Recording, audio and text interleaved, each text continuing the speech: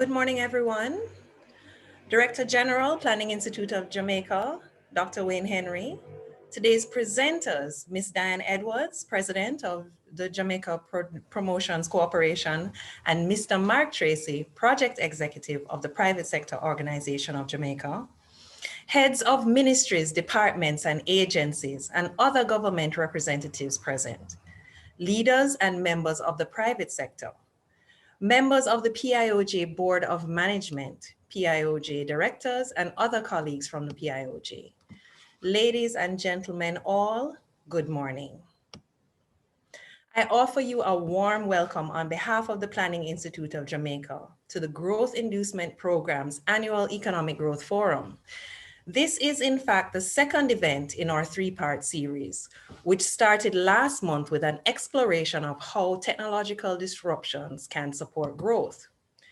Interestingly, digitization and the utilization of cutting-edge technological solutions are crucial to today's topic of diversification for faster recovery and growth, as will be highlighted in today's presentations. Given this topic, we are pleased to see a wide cross-section of attendees representing Jamaica's public, private, and social sectors this morning. This demonstrates your interest in and commitment to maximizing Jamaica's economic potential. After years of numerous, often rigorous initiatives, Jamaica made significant progress in stabilizing the economy and getting many of our economic indicators pointing in the right direction.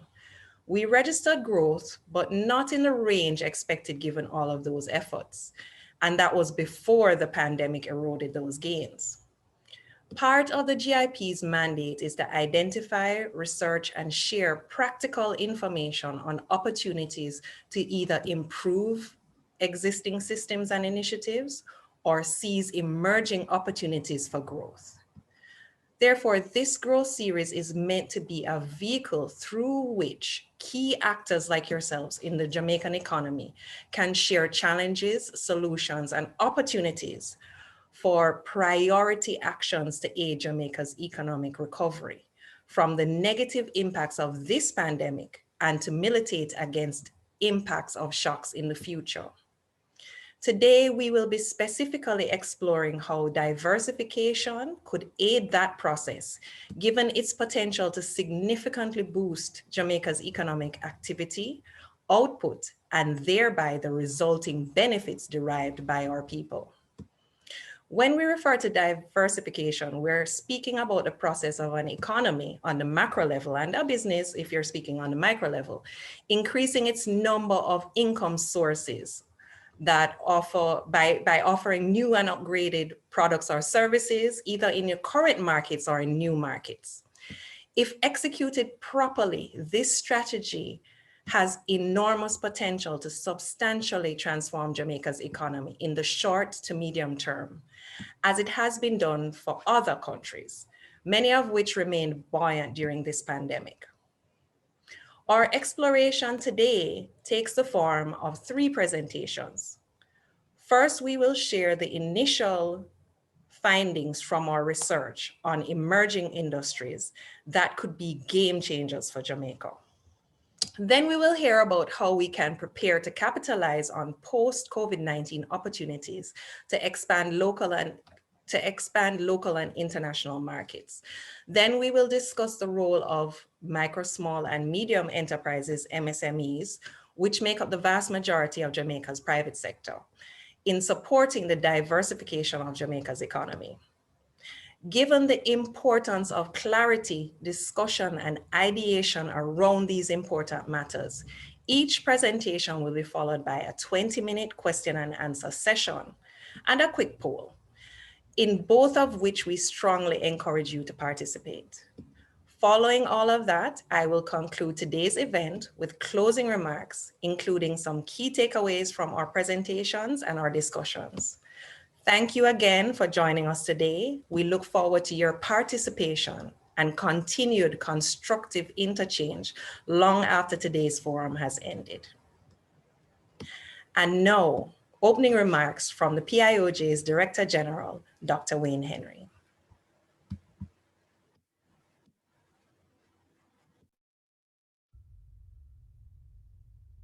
Ms. Laura Levy, Growth Inducement Program Director and today's moderator, Ms. Diane Edwards, President, Jamaica Promotions Corporation, JAMPRO, and Mr. Mark Tracy, Project Executive, Private Sector Organization of Jamaica, PSOJ, our presenters today, other heads of ministries, departments, and agencies, and other government representatives present, leaders and members of the private sector, members of the PIOJ Board of Management, PIOJ directors, and other colleagues from the PIOJ, ladies and gentlemen, good morning.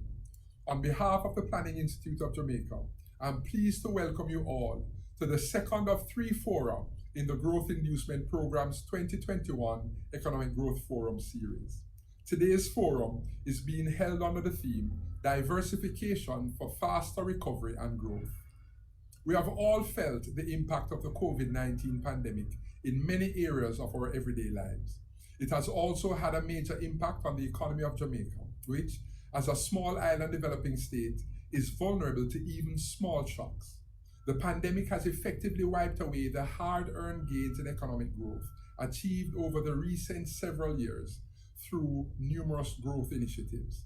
Therefore, today, we will explore ways in which Jamaica can utilize its comparative advantages and local resources, including our human capital, to take advantage of emerging opportunities to rebound from this economic shock and improve resilience through economic diversification. Throughout Jamaica's history, its economy has largely been driven by a few key industries. Many of these, including hotels and restaurants and mining and quarrying, were hard hit during the pandemic. Yet thankfully, remittances remained buoyant. This experience has demonstrated that Jamaica needs to increase its major streams of income by exploring the opportunities at hand. Diversification should include exploring new markets for our current offerings, as well as marketing new or adjusted offerings, including more products and services that are further up the value chain. The objectives of today's presentations and ensuing discussions, and indeed for all 3 fora in this series, is to highlight emerging growth opportunities and inspire timely, targeted, and innovative government and business responses. That kind of action will bolster private sector activity, ideally from the smallest to the largest enterprises in a wider range of industries, and thereby strengthen the Jamaican economy and improve its resilience to shocks. This forum originates from a central mandate of the PIOJ's Growth Inducement Program, GIP, to identify, assess, and share with its various stakeholders information on roadblocks, solutions, and opportunities for economic growth in Jamaica. I commend the GIP team and the wider PIOJ support team for their efforts in planning and executing this timely and innovative series. I also extend our sincere appreciation to all the stakeholders who have partnered with us on this project, including the Jamaica Promotions Corporation, JAMPRO, and the Private Sector Organization of Jamaica, PSOJ. Special thanks to today's presenters, who we look forward to hearing from, as well as to everyone in attendance. We anticipate meaningful and productive exchanges both during and following today's forum, as we continue to work together to achieve the goals outlined in the Vision 2030 Jamaica National Development Plan to make Jamaica the place of choice to live, work, raise families, and do business. Please continue to follow the government guidelines to balance life and livelihoods. Keep safe, and God bless you all. Thank you for those opening remarks, DG. Before we delve into our presentations, just a few directions for those in attendance. To maximize everyone's experience, we ask that you keep your microphone muted and your camera off unless and until asked to do otherwise. We encourage you to share your comments and questions in the chat, and our chat monitors will relay them to each presenter during the question and answer that will follow their presentation. And finally, please check your chat messages in the Zoom occasionally, as we may be reaching out to you. I will now introduce our presenters in reverse order, starting with our final presenter, Mr. Mark Tracy. Mark is a practitioner of financial economics, risk management, and macroeconomics. He's also a serial entrepreneur and inventor. He sits on a number of committees and is a board member of the PIOJ. However, he comes to us today in his capacity as a PSOJ's project executive on the Access to Finance Facilitation Panel program. He's also Senior Business Development Manager and Country Lead for Consumer Finance at JMMB. From 2017 to 2019, Mark was seconded from JMMB to the public sector, where he was the Senior Economic Advisor to the Minister of Finance, the Honorable Dr. Nigel Clark. His main focus during that time was the monitoring of the implementation of Jamaica's precautionary standby agreement with the IMF, the financial inclusion strategy, and the public sector rationalization program. We will hear from Mark later in the program. Our second presenter will be Ms. Diane Edwards, who is the president of JAMPRO, the National Investment and Export Promotions Agency. Possessing a wealth of knowledge and experience in international marketing and business development, Diane led JAMPRO's transformational development to increase its customer focus and the effectiveness of its communication programs. This has led to billions of dollars, US dollars, in investments and export sales, and over 50,000 jobs created, and several regional industry awards, including Sales Process of the Year, and to Diane specifically, Business Development Executive of the Year, both in 2021. Diane is also an avid advocate of the transformation of Jamaica's business environment, with new initiatives including the National Business Portal, National Investment Policy, and the Top 10 Doing Business Report ranking. We appreciate her being here to share her keen insights on post-COVID-19 opportunities for expanding local and international markets. First, however, we will be launching the GIP's working paper on emerging industries with specific potential to significantly boost Jamaica's economy. An overview of the study and findings thereof will be presented by the GIP's private sector development specialist, Mrs. Kamesha Blake. Kamesha has over a decade of experience in business development, a BSc in Economics and International Relations from the University of the West Indies, and a master's degree in Economic Development Policy. She is also a certified project management professional. Prior to joining the PIOJ's Growth Inducement team, Kamesha was Business Development, Research, and Projects Manager at the then Jamaica Manufacturers Association.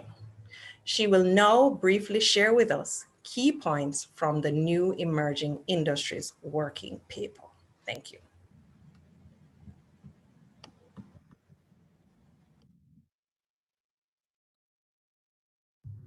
Thank you, Laura. Good morning, everyone. Thank you for the opportunity for us to launch our working paper on emerging industries in Jamaica. The Growth Inducement Program undertook this research between April 2020 and March 2021 with the objective to identify local emerging industries and the necessary institutional support to facilitate their development. Emerging industries is understood as a group of businesses formed around a new product or idea that is in the early stages of development and has high growth and market potential, where the majority of the growth is yet to be materialized. In undertaking this study, we attempted to benchmark to other international studies. Initially, we sought to use national accounting classifications and data. However, we found that typically emerging industries are not captured by national statistics, but rather parameters are used to identify the number of firms, market size, employment, and value added at the micro level. Other studies have used firm capital raising, investment, patenting data, and sector growth potential to identify emerging industries. Our study was limited by the lack of data, such data as we just named. Instead, we use GOJ industry prioritization and information from business facilitation stakeholders to make inferences. We continue to advocate for more data to support policy and industry development. So just to jump right into it, we know that Jamaica between 2010 and 2020 undertook major fiscal and structural reforms, which prior to the COVID-19 pandemic, we started seeing where they were bearing fruit through macroeconomic stability, increased business confidence, and increased investment. However, we were not seeing the level of growth that is desired. And as such, this paper seeks to suggest that a key driver of growth could be economic diversification, where we look to move up the value chain of existing industries and create new sectors. The study briefly looked at the global economy, where we try to identify high performing economies. We found that there were key factors that support their growth, particularly a pro growth policy agenda of industrialization that directly targets increased productivity and real wages to boost demand, as well as the presence of large companies driving growth.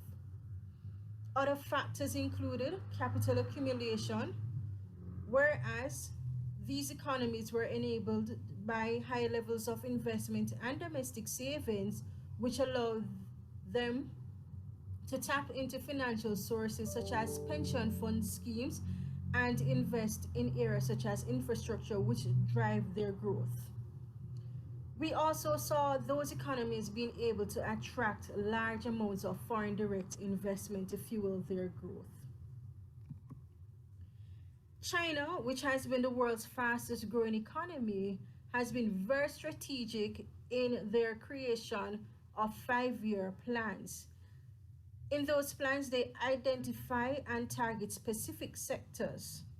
We also look at India, which is projected by the IMF to overtake China in terms of GDP growth in the near future. They are also pushing the growth of emerging sectors and high level demand from both domestic and international markets to fuel their growth. We strongly believe that Jamaica's economy could benefit significantly from strategic industrial repositioning into new growth industries that are demand driven. The study also looked at the policy framework currently exists to drive Jamaica's growth.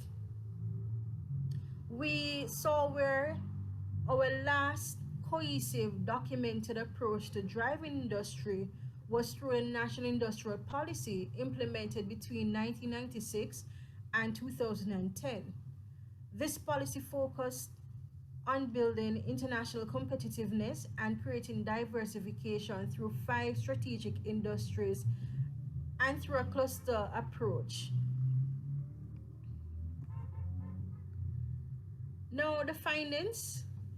Well, we must point out that the emergence of new industries or sectors in Jamaica is usually dependent on the assimilation of global technologies, likewise the integration into global value chains, or the creation of new products, services, or ideas that are demand driven. The MIIC, without outlining a mechanism for prioritization, they listed international financial services, medical cannabis and hemp, bamboo, and the creative industries as new and exciting opportunities for Jamaica's development and stated their commitment and support for these emerging industries. When we look at these industries, what we identified were, particularly for international financial services, we believe that Jamaica might have missed the opportunity to enter the offshore financial market. However, with the restructuring of the economy, we have seen an uptick in the private equity market, alternative finance, and stock exchange products market, which are driving growth in other areas such as energy, manufacture, and construction. As it relates to medical cannabis and hemp, Jamaica has perhaps the strongest global brand for cannabis, what we call marijuana. Since the implementation of the regulatory framework, we have attracted many players, even large international investors, but mainly for cultivation, retail, and processing. However, the growth of the global market is mainly driven by the medical application, and investment in research and development and the creation of specialized research labs could advance our local industry. To point out as well, the continued classification of cannabis as a dangerous drug in international law also affects banking and trade relations, which also impacts the growth of this industry. In looking at bamboo, in the global market, we now see where bamboo is recognized as a superior substitute for wood, where it's creating laminated panels, boards, paper, cloth, etc. Industries are thriving in Asia. The US is the largest importer of bamboo products, and to point out, they are making significant efforts in increasing cultivation and acceleration of production in that area. In Jamaica, bamboo grows in the wild. We currently manufacture bamboo, charcoal, air and water filters for export market. One thing we must point out is that we should start cultivating bamboo to support the industry and to prevent environmental damage. Now, while the MIIC outlined creative industries as an emerging sector, we did not look at it, but instead we looked at cosmetics, which the recently launched manufacturing growth strategy identified as an emerging industry. We can say that our local cosmetic industry is well positioned. It has a very strong brand, and we're seeing quality products, mainly using raw materials, natural raw materials. When we look at global trends, we see where ethnic and cultural diversity is driving consumer demand for products worldwide. There's an opportunity as well for Jamaica to tap into the African American markets, as we see where African Americans, they tend to spend a larger percentage of their disposable income on beauty products when compared to other ethnic groups. Another trend is that for cosmetics, the younger market is now being captured through the use of social media influencers and online sales, versus where we saw in traditional markets the use of retail pharmaceuticals to sell their products. So our local industry does have an opportunity there to tap into the market. So far, what we can establish from our research or our working paper is that there is a need for institutional strengthening of MDAs to provide critical and affordable business development support services. We need to rationalize, modernize, and resource institutions that support industry growth. There's also need for efforts to be made, not just for the creation, but also the coordination and implementation of strategies to accelerate growth with greater emphasis on diversification. We cannot overemphasize the need for data. Data is driving growth in many industries and economies. It is important for us to review systems of data collection and secure private sector support to provide data for analysis in order for us to inform our growth process.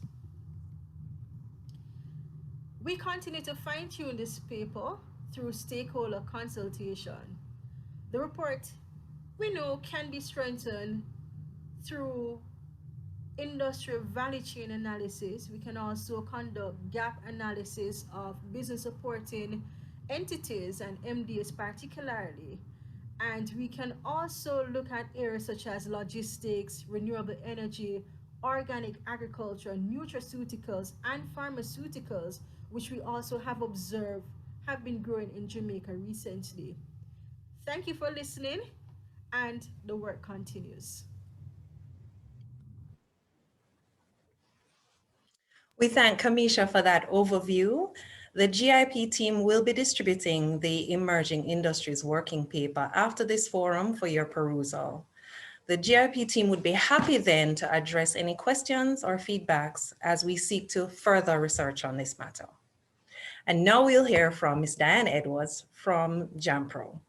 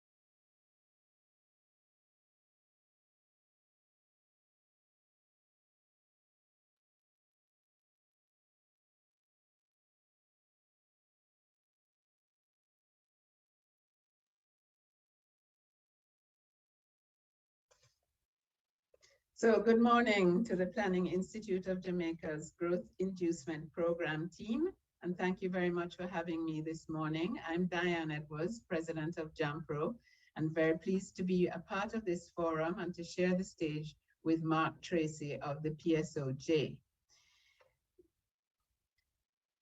This morning, I'm going to talk to you about looking at the pre- and post-COVID investment landscape, looking at some investment challenges that we see in the Jamaican environment, and the pivot sectors that JAMPRO sees for growth going forward. So looking at the global FDI trends, we see there that really global FDI collapsed in 2020, falling 42% from 1.5 trillion in 2019 to an estimated 859 billion, according to an UNCTAD investment monitor, Trends Monitor report published on the 24th of January. Such a low level of FDI was last seen in the 1990s, so we know that we've really fallen off a cliff. UNCTAD says that uncertainty about the COVID-19 pandemic's evolution and the global investment policy environment is going to continue to affect FDI flows in 2021, and it's a major concern for developing countries in particular.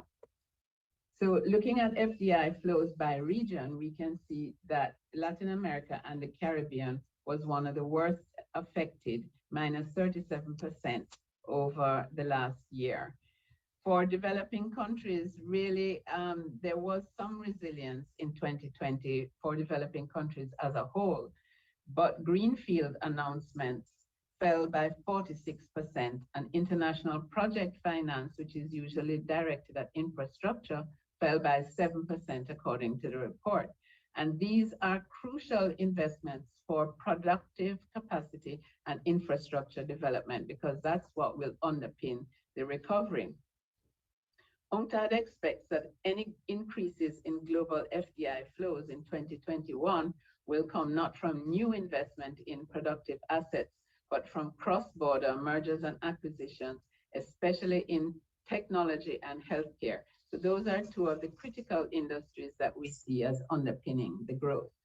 If we look at FDI trends into Jamaica, we see from the red line there that the strongest FDI performers have been mining and tourism, and in the divestment line, PPPs.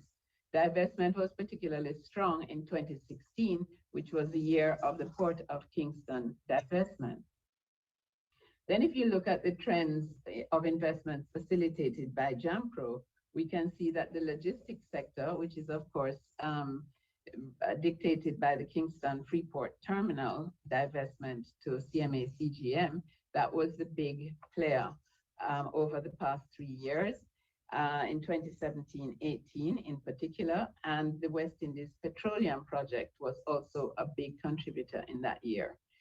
The logistics sector, with work upgrades undertaken at the airports, particularly Sangsters in 2018-19, also built up that logistics and infrastructure section. Tourism has been an important player. We've seen new construction in 2017-18 at sites like We've also seen strong performance in the energy sector through New Fortress Energy, the Eight Rivers Energy Solar Project, JPS's Old Harbor LNG plant, and some of other infrastructure work. Now, everything was dwarfed by the Mining and Energy GISCO project in 2019-2020, which you can see there from the orange line. That really boosted the result in that year. But now, if we look at LDI, local direct investment, we actually don't have a proper measure of local direct investment. So JAMPRO uses a proxy of commercial lending. So we look at commercial and AFI lending to the private sector. We take out personal loans and loans to overseas people. And this is pretty much the picture that we are left with. So one of the challenges that we face is, of course, the lack of data. But if you look at that slide, you actually see that total private sector commercial lending for 2017-18 was 250 million US in that year, and in 2018-19 grew to 331 million. So there was growth in that area. However, if you look at the sectors that are strong, you see distribution as the strongest sector. You see construction and land development and tourism as the second strongest sector. You see very little investment in what we call the productive sectors of food and beverage, services, and mining, manufacturing, agriculture. They're actually pretty small. And this is actually borne out by the investment intentions of the JCC Business Confidence Survey, which was actually released on the 21st of April. If you look at the Business Confidence Survey and the investment intentions for the year, you see that the biggest intention is really in the finance, insurance, real estate area. And then you see also that transport, storage, and communications is another big area of investment intention. So once again, the worrying trend that we see is that most of the investment plans are really not in the manufacturing, agriculture area, or even mining, where we see productive enterprise that will add value to the Jamaican economy. So let's look at some of the challenges. Why is it that we're not seeing investment in the areas that JAMPRO is promoting? The challenge on the FDI front is that Jamaica still has a low business profile. Many of the sectors that we are targeting just don't recognize Jamaica as being on their radar. And that is partly because of our size, but partly because we have few bankable and sizable investment projects to attract the big players. If you look at the LDI side, we have very few large enough companies to generate impactful investment. We have low R&D in investment in technology. We are low in the productive sectors, as I just said, low understanding of global markets and bureaucracy. So these are some of the real areas that are impediments to LDI. But if you look at the solution side, there are a number of solutions underway. So it's not all doom and gloom. We're seeing a lot of companies funding through the 3 stock exchanges, the Jamaica Stock Exchange, 3 different windows. We're seeing new SME funds come into the market, such as Actus, which was just announced by the DBJ last week. NCB Capital Markets has new funds coming in, such as the Infrastructure Fund. We are implementing at JAMPRO National Business Portal, which is going to take a lot of private sector interaction with government online. And there will be 8 business processes that next year will be totally online. And this will really improve the business environment, which is a huge program that JAMPRO is implementing with sister agencies, which is really going to impact the investment climate. And then, of course, the question of trading across borders is an important one. And I just wanted to also emphasize that CAIPA, which is the Caribbean Association of Investment Promotion Agencies, is also developing an investment preparation facility to help private sector projects to develop and package their projects and take them to market. I think this is a real opportunity for our local business sector. So if we look at some of the growth sectors that JAMPRO has identified, obviously the pivot to digital is the biggest change that COVID has taught us. So even before that, we had developed our digital global services strategy, focusing on attracting higher value applications in the outsourcing business to Jamaica, in the information technology outsourcing and knowledge process outsourcing area. We're not seeing enough local companies get involved in this space.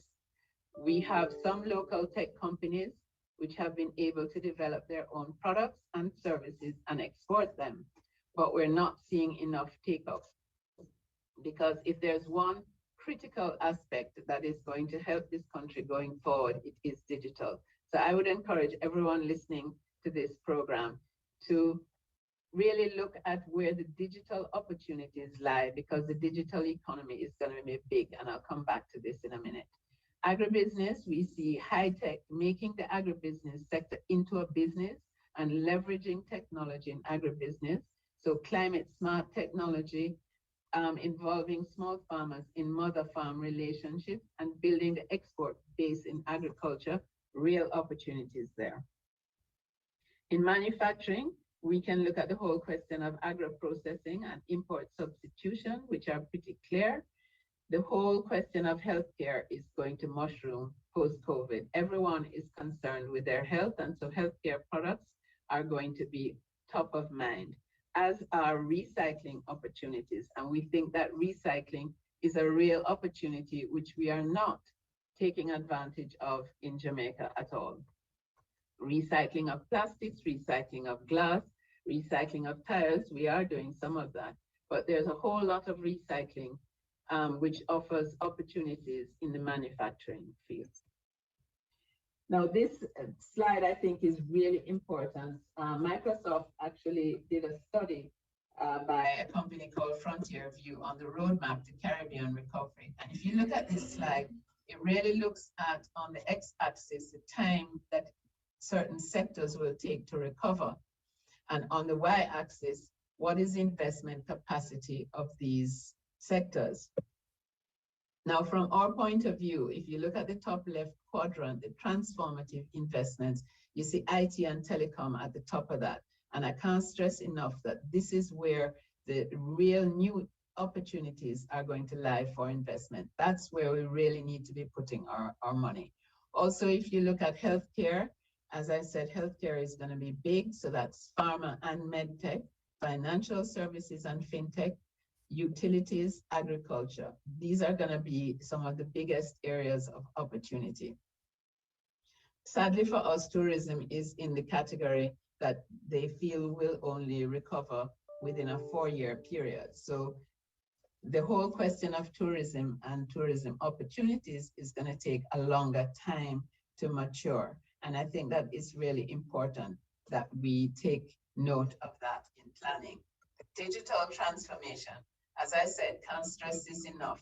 If you look at the left-hand side of this chart, some of the digital economy opportunities, all the SMEs now want to go digital and have realized that digital is a critical competitive factor. So the whole question of e-commerce, online payment systems, and the Go Digital program, which DBJ, JAMPRO, and JMEA and Jamaica Computer Society have developed, this is a real opportunity for us to leverage our SME population. Cybersecurity has become more and more important in the whole landscape. You will all have seen the issues with the JamCovid website and the JamCovid app. So digital transformation generally and these subsectors are real areas of opportunity. And what JAMPRO is doing as part of the answer is to upskill our local people in terms of their digital skills. So we have a digital skills curriculum under the Global Services Sector project, which we have developed. We have apprenticeship programs and competitive fund where we can help companies to upskill their workforce. And that will be a critical factor going forward. If we look at agribusiness, healthy eating is a new trend. Well, not so new, but a strengthening trend, let's say.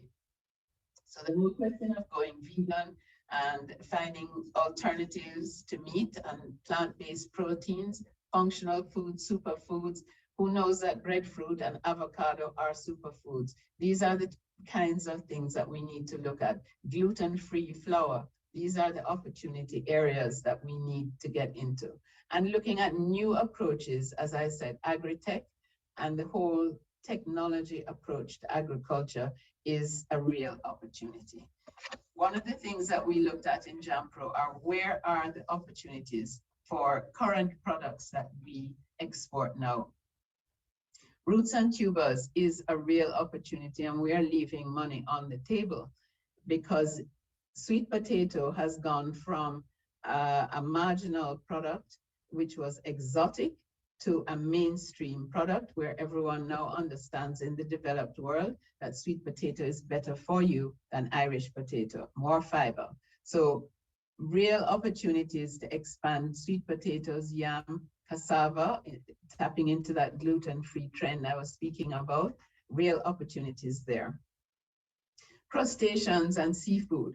The world is becoming much more focused and aware of sustainability of our seafood, but the demand for seafood is growing on a 4% basis annually. So that is a real opportunity. And of course, the whole question of fresh fruit.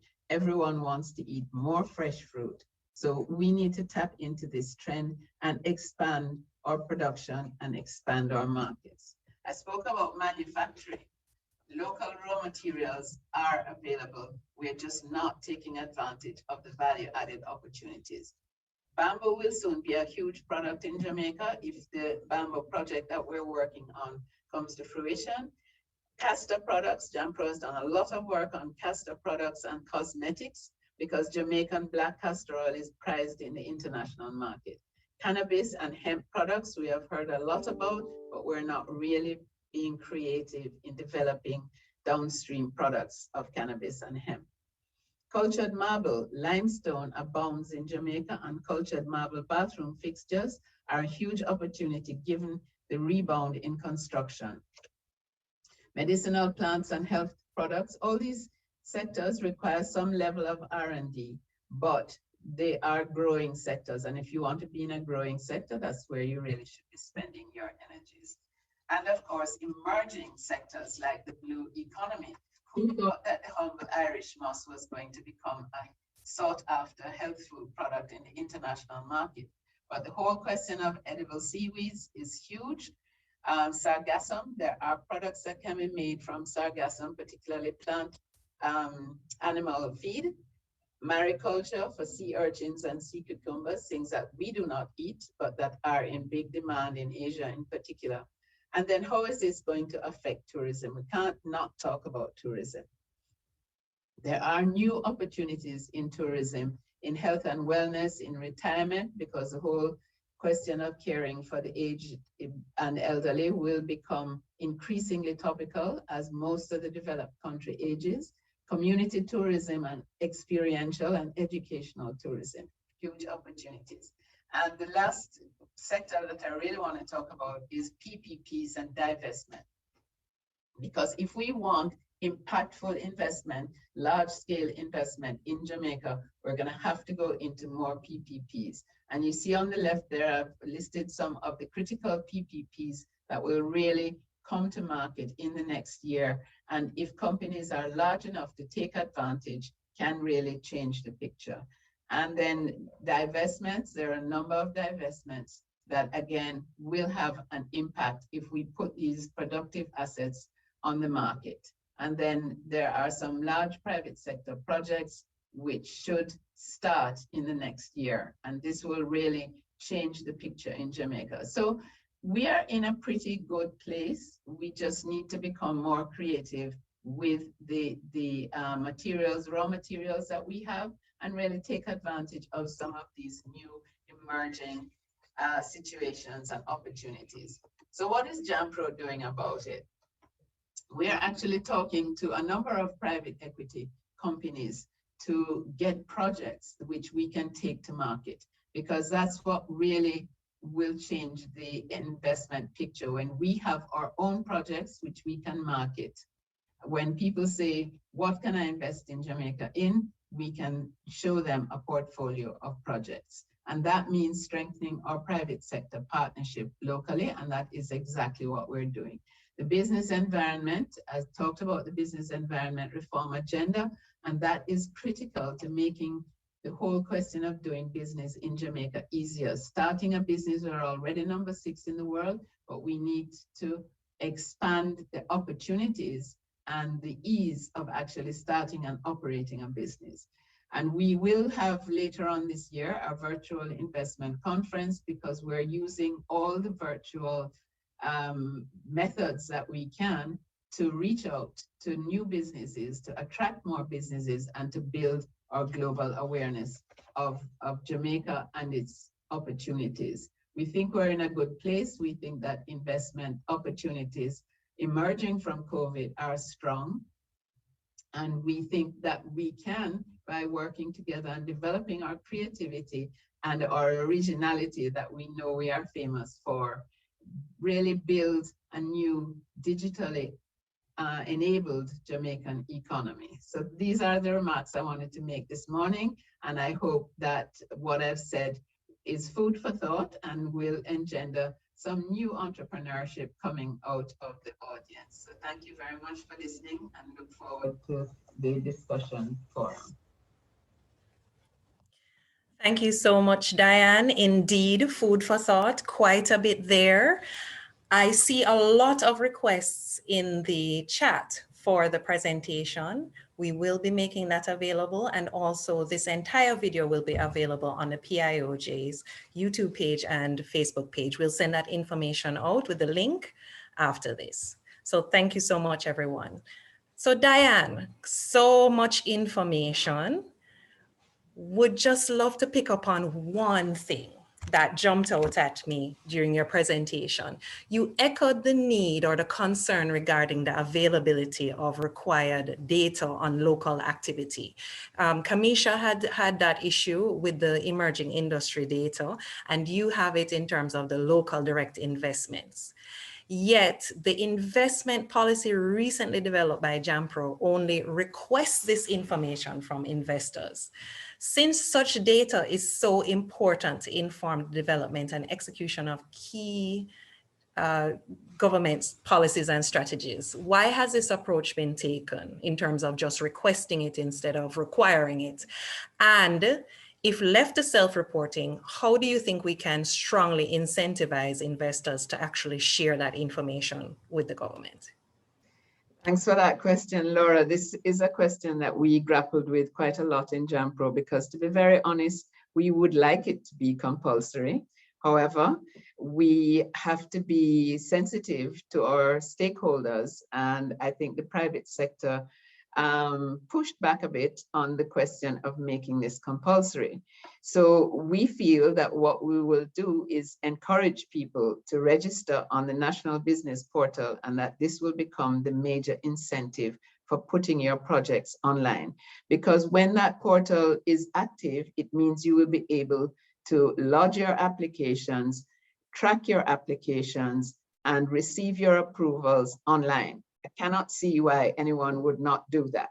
So by registering online, we will have the data, and that will help us to build a better picture of local direct investment, which is really critical to us going forward and how we want to engage more with our local private sector. Completely agreed. As a researcher, we're always concerned about quality and quantity of data. So that's an interesting approach. I do see the benefits to the portal. Well, now I will turn things over to Kamesha, who is actually going to be fielding questions for us from you, the audience in the chat. So Kamesha.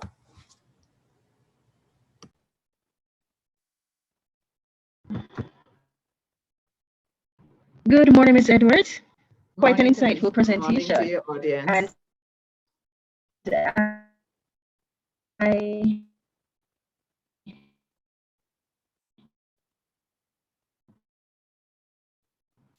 great. I am seeing questions in Galbraith. He's asking which FDI and LDI funded sectors do you see generating the most domestic value added or linkages or retention? Well, as I said there, we need to use more local raw materials. So if you look at the value chain, obviously you're looking at agribusiness, because most of our manufacturing is agro-processing, and most of our raw material for agro-processing comes from Jamaica.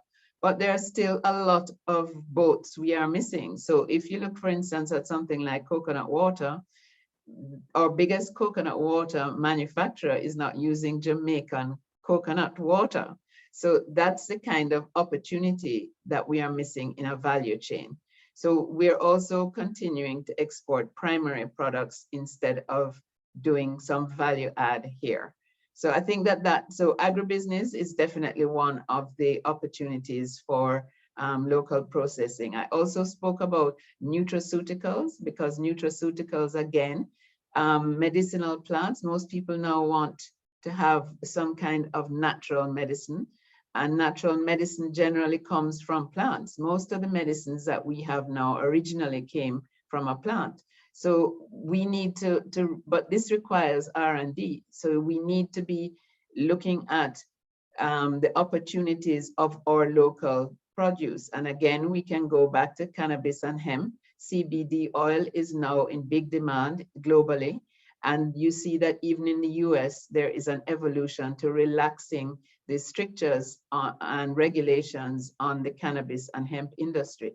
So again, we think that there is opportunity for reinvigorating or reinventing Asmasol and Canasol, which were two of the original medicinal products that we developed from cannabis, and to developing more products from cannabis.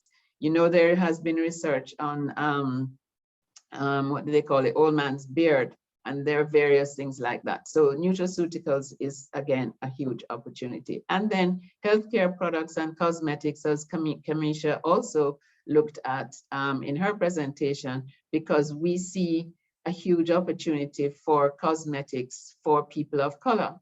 And most of the people in the world are people of color. So there's a real opportunity to build that. I'll just give you 3 statistics. Jamaican black castor oil, the international market for castor oil, or the US market, 174 million. The market for Jamaican black castor oil, 28 million. What is Jamaica supplying of that market? 4 million. Where does most Jamaican so-called castor oil come from? India. I rest my case.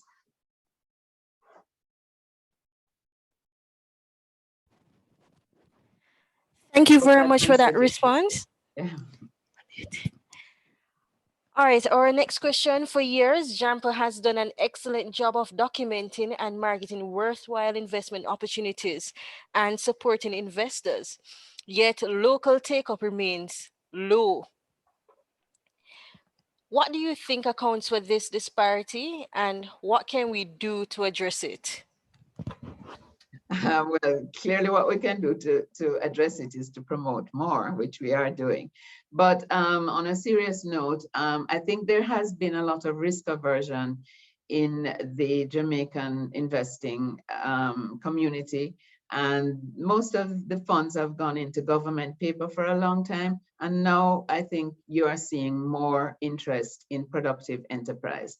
However, the Jamaican economy has been very slow to catch up to some of the digital opportunities that I spoke about a while ago. So if you even look at BPO, which is entry level into the digital world, there are very few local companies which are actually doing BPO operations. They're building space for BPOs, but we only have a handful of companies like ITEL BPO and Contacts 360 who are really making an inroad into the service side of the business. So I think it's lack of understanding in some cases. I think it's risk aversion in other cases. I think it's a lack of understanding of global markets and where our opportunities lie. We have been very successful in the financial field, in the financial services field, and I think that that's an opportunity where we now need to go much further, much deeper into fintech, for instance, because we produce so many people of a very high caliber in the financial services area. So I think it's a mixture of things. But I think that there are changes because you're seeing now the huge emergence of private equity companies, and you're going to see more and more pension funds looking for new business opportunities. So I think the landscape is changing. We actually have a project which is going to be announced very shortly, which incorporates a medical school and a medical facility, because we've been preaching medical tourism for a long time. So we just need the local private sector to get really creative, and we need the financiers to back some of the new ventures that are out there.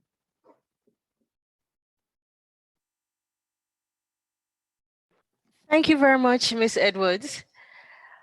In continuing the matter of publication for JAMPRO's opportunities, Varun Baker has asked, where are these opportunities published? How can it be available to the public? So we publish a number of opportunity profiles on our website. So if you go to dobusinessjamaica.com and look at resources, there are a number of publications there. We have opportunity profiles that actually look at the cost of production and revenue streams. So it's almost like a pro forma business plan, if you want. So there are a number of profiles there. The Ministry of Agriculture also has profiles. And we have sector information and sector managers who can also advise you on investment in specific sectors. So I think there is a lot of information sitting in JAMPRO, and we are happy for the public to demand more of us because we're here to serve you. So you need to just ask us the questions. My email is on the document. So dedwards@jamprocorp.com. Feel free to email me with your questions as well. And we also have market intelligence information, I should add, on markets for specific products, because we also do research on that. Good. And I see Rowan Bell also asking about market research.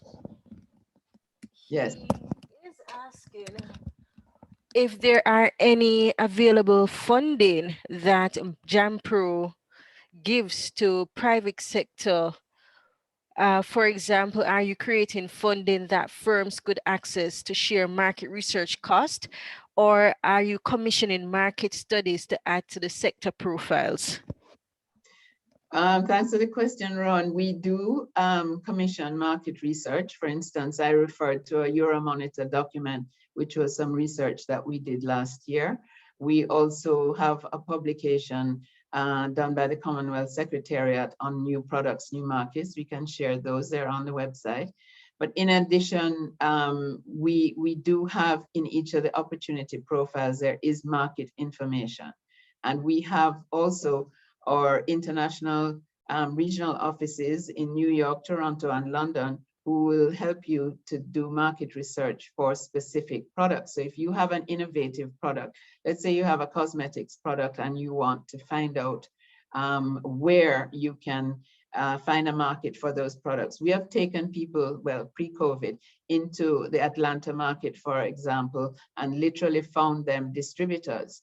So we have programs where we help individual companies into the market. Financing, we're not a funding agency, we're a service agency, we're a business service organization. So in terms of funding, you would have to go through the banks, through the DBJ, which has a lot of different windows to help small companies, like the credit enhancement facility, like the voucher program, which will help you to get expertise to build your business plan. Also the Exim Bank, we have very good relations with all these institutions. Exim Bank will help finance exports. So we are kind of like a consolidator if you want, and we will bring in partners to help you to realize your projects essentially. Hope that answers your question. Very good. We have some comments here from Dana Baugh. She said that appreciate the presentation, lots of opportunities to look into. However, she finds that the government wants manufacturers to jump through hoops and fire to make their products without much support from them. Firstly, we have extremely high electricity costs that needs to be addressed, poor logistics and shipping for export, and a very cumbersome process for export. Her question is, how can we make the environment more supportive for manufacturers, especially small ones? Then an excellent question, and this is something that is our daily preoccupation in JAMPRO. We do have a program which looks at how do we improve the business environment. We call it Business Environment Reform Agenda. So it is actually a huge agenda. You've touched on some of the critical things. So the electricity, this is out of our purview really, but we constantly lobby on the question of renewable energy because the cheapest electricity we're producing in Jamaica right now comes from the Eight Rivers project, which was a JAMPRO project in Westmoreland, and that's a solar energy project. But of course, that cheap electricity is bundled with other more expensive electricity. So when it reaches the consumer, it's still high. But we have in the government the IRP, the Integrated Resource Plan, which will increase the use of renewables and hopefully bring down the cost of electricity, because I fully agree with you that our electricity costs are among the highest in the Caribbean, and it is a factor of that is pulling down our competitiveness. In terms of access to government services, as I said, we're trying to put as much of that online as possible. And the whole question of exporting, well, my team has heard me ad nauseam on the cost of exporting a container, but there is a whole trade facilitation agenda which is looking at how do we reduce the cost of exporting. A lot of the cost of exporting in Jamaica is to do with security. So the whole question of reducing the contraband issues that we have in exporting, there's a whole apparatus which is set up to monitor containers and to enhance the security of containers leaving Jamaica, because it is a national not only embarrassment, but it causes us a lot of problems with the receiving countries when we are exporting contraband. So we have to be very careful, and that has meant increasing the cost of exporting. But it is something, Dana, that is under serious study.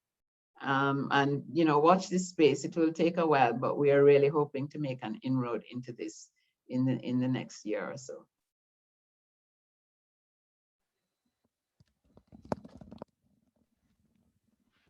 Thank you, Ms. Edwards. Our final question. In your presentation, you pointed out that the Jamaica has very few large companies to significantly move the LDI needle. We know that we need major projects to move GDP, also that MSME make up the majority of the Jamaican economy. Can you share with us briefly in what ways And if any, is JAMPRO treating with this segment of the private sector towards possibly generating an impactful investments? Well, the question, thanks, Kamesha. The question of scale is an important one. What I was trying to bring out in the presentation is that I think if we want to move the needle fast, we have to take the big projects and the big productive assets and hand them over to the private sector where they can be managed more efficiently. We've done it successfully with the 2 airports, with the Port of Kingston, with highway construction. We've done it successfully with a number of sectors of the economy, or a number of productive assets. We now need to put more of those productive assets into the hands of the private sector. I think that's one. We need to help our SMEs to scale, because the SMEs are the backbone of the economy, and they're the ones who are going to really create jobs, create value, and have the potential to grow. So scaling our SMEs, I think, is critical. And I think the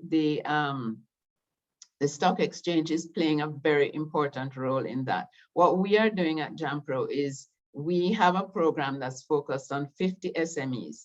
We are partnering with JBDC and JMEA to deliver tailor-made assistance to those companies. So we go into those companies and we really get into their entrails and understand what drives them, how we can help them to scale, what sort of inputs they need, whether it is more marketing, whether it is more managerial expertise, whether it is more finance, and how they use that finance. So, but this is a very labor-intensive operation, as you can understand, because to deliver that kind of assistance, it's a real hand-holding exercise. But we are doing it. We can only manage 50 at the moment. But in an ideal world, we would have 500 such companies, because what we need to do is to help our companies to scale up. I think that is really the critical thing. And as you know, there are a lot of teething pains with growing from a 2-person operation to a 20-person operation that you have to actually manage very carefully. So I would say that that is our primary focus, is to help those companies to scale. And then, of course, we lead other companies into the international market, because we assist a wide range of exporters. We have about 250 active exporters on the list. And so we're constantly helping those who reach out to us to get into international markets and link them with buyers. So those are really the services we can offer SMEs. Great, thank you so much, Diane. Just have one final question in the chat from, Andrea, I do see you saying that scaling small business is critical. Export Max 3, she's noting Export Max 3 is critical and should be supported by a pre-Export Max cohort. Okay, Andrea, we'll get more into the understanding of that with you, but definitely we do acknowledge that program and the work that it's doing. Now, Gerard has a question. What are the links between this initiative and the 3 private equity funds announced for the fiscal year 2021-22 by Minister Clark, and the decision to operationalize the Pioneer Industry Incentive Program? Yeah, the Pioneer Industry Incentive really is part of it's the Large Projects and Pioneer Industries Act, actually. And so that's really looking at how you can attract large-scale impactful projects on the one hand, and incentivize pioneer companies on the other. So once that is operationalized, it's really seeking to push companies to do more R&D and incentivize them to do that. Because again, I think I've stressed also the question of R&D. We invest possibly the lowest percentage of our GDP in R&D, certainly in the region, certainly in Latin America, and our average is not very good across the world. So we really have to be doing more to develop, innovative products, and not another jerk seasoning, as I would say. So the LPPI is really, LPPIA, this legislation is critical to that going forward. You know, we're not using our creativity sufficiently in patents and designs, and you see there is a new patent act coming out. SRC does great work on this. SRC, Scientific Research Council, has a lot of formulas, formulations, new products that can come onto the market. And we are working with them to try and get more companies interested in commercializing their formulations. You see, they're now going into a healthcare pilot project where they can help companies to pilot their, formulate their cosmetic and healthcare products and bring them to market. So great question. Great. Thank you so much, Diane, for addressing all of those questions. And thanks everyone for the really rich comments and questions that we've received. There clearly is a great appetite for the information that you shared, Diane. So I just want to assure everyone that we will be sharing this information, and also the link to JAMPRO's website. Specific information on investment has been shared in the chat. So please do have a look at that, and we will include it in our forum package hereafter. So Diane, thank you so much. It's been a pleasure. Thank you. A number of the questions were aimed at MSMEs. And so now we're going to have Mr. Mark Tracy, who is going to tell us about how MSMEs can, what role they're going to play in supporting this entire diversification thrust. And of course, I'm sure he's going to address some of the issues that we have been discussing. Just before that, I'm going to ask everyone to just quickly fill out this poll again, and then we'll be going into Mark's presentation. Thank you.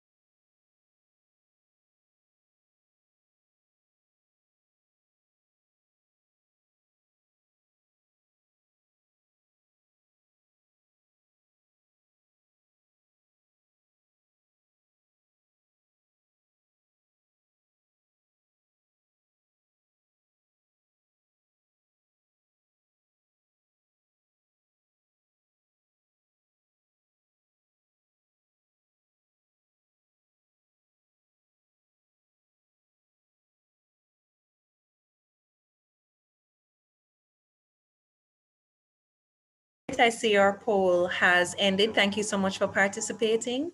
And now our presentation by Mr. Mark Tracy.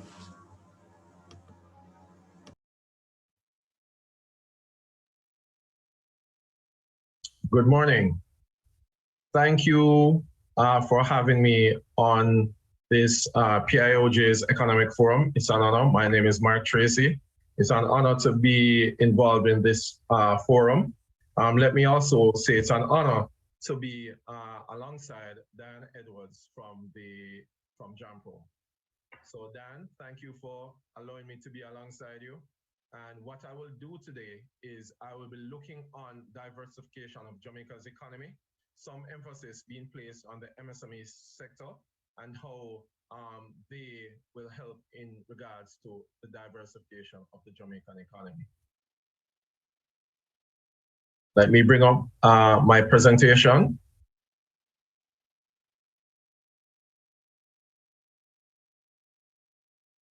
So as I said earlier, my presentation will be on the MSME's role in supporting the diversification of Jamaica's economy, the opportunities to pivot during and after COVID-19 pandemic, and I look at practical solutions around this.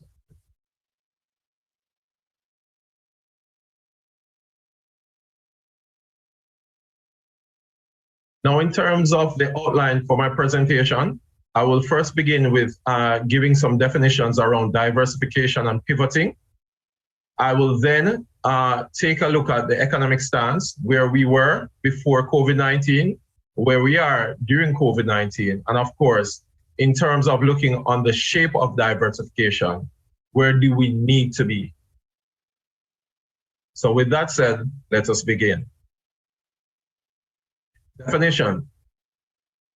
economic diversification and pivoting.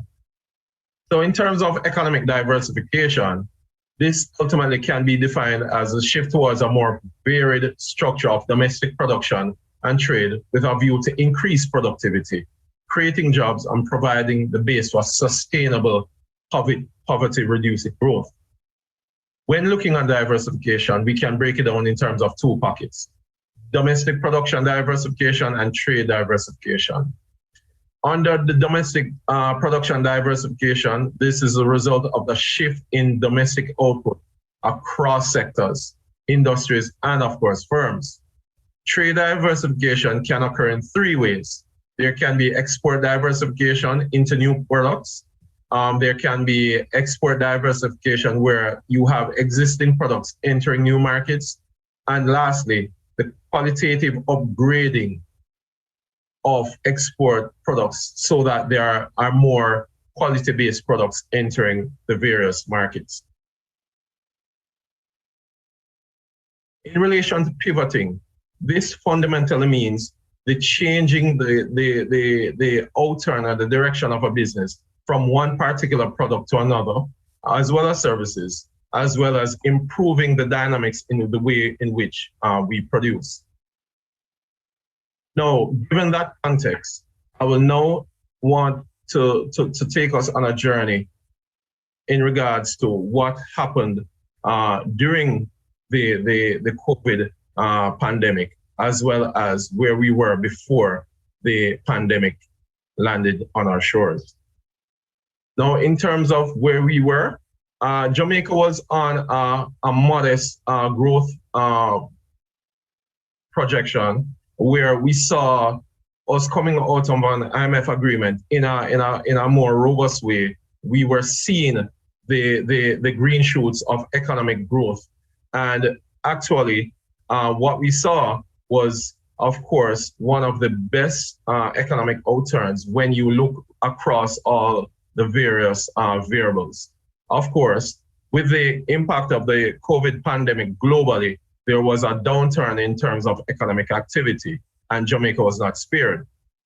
We are now on a trajectory where we are looking on a post-COVID level of improvement, which will carry us into 2023, 2024. With that said, the dynamics of how COVID impacted our economy can be seen by getting an understanding of our overall sector outturn. In the table I'm showing you here, we're looking on the goods producing industry and the services industry. Between 2016 to 2020, we saw where the lion's share of our output was more focused in the service industry. And this has traditionally been the outturn for Jamaica over the years.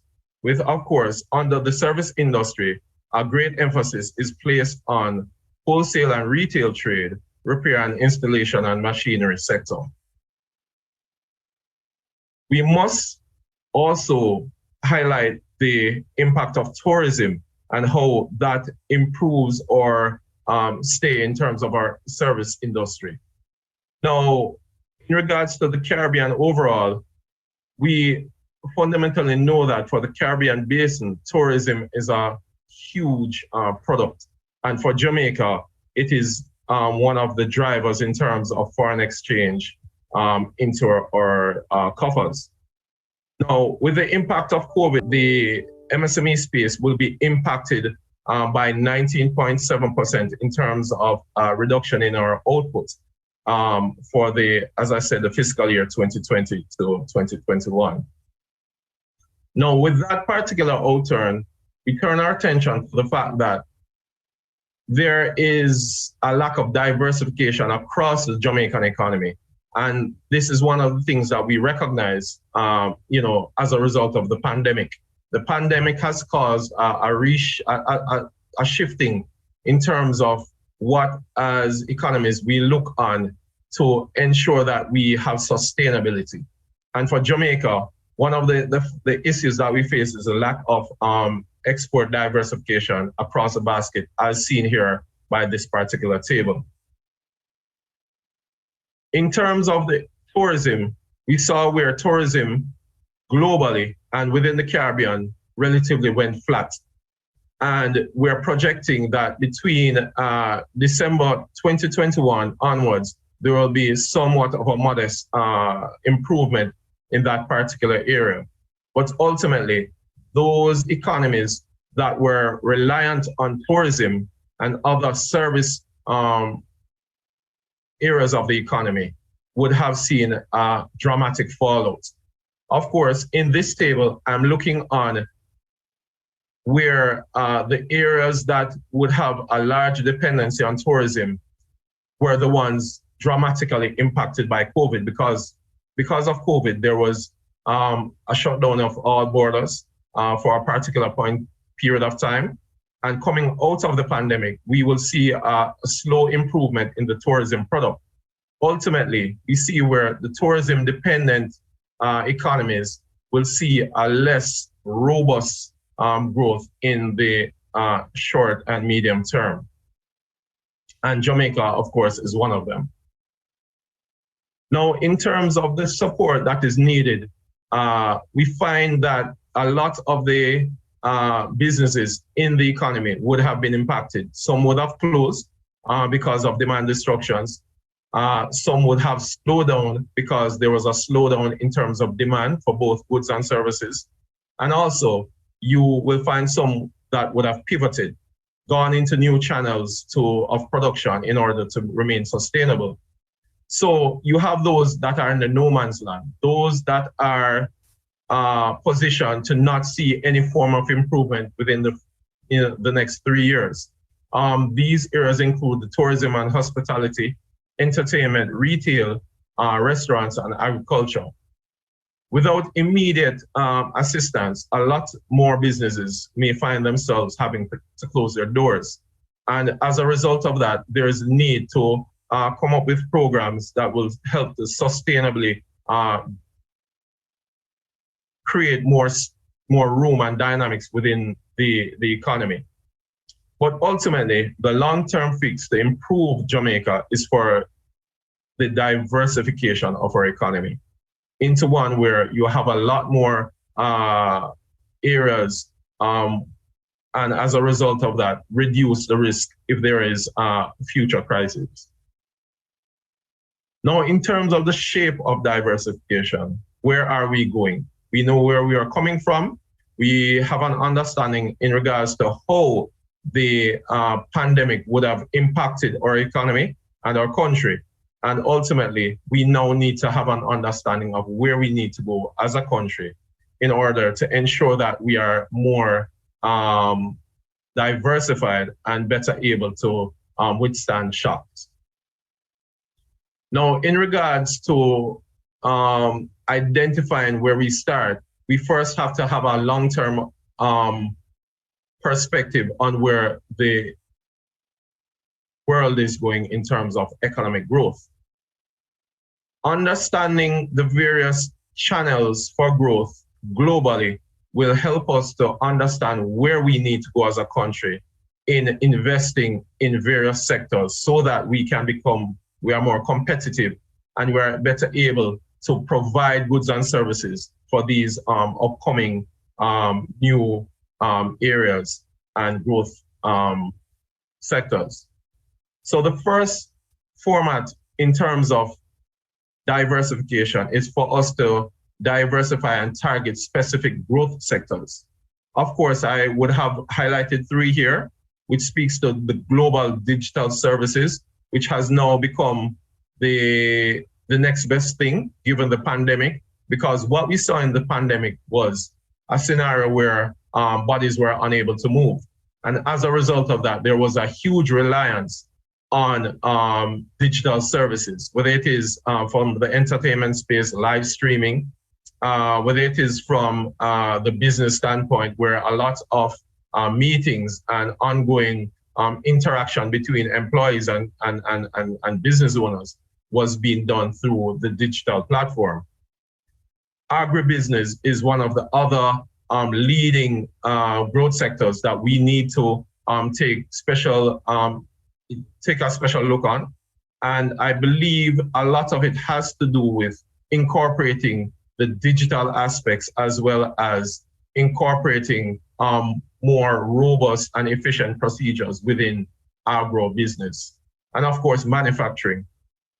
Us having an understanding of where the manufacturing space is going globally will allow us to diversify across and within the manufacturing space to ensure that we are on the cutting edge of growth, and we as a country will be better able to ride the wave of economic and global growth, so that we can see a more robust economic outturn within the medium to long term.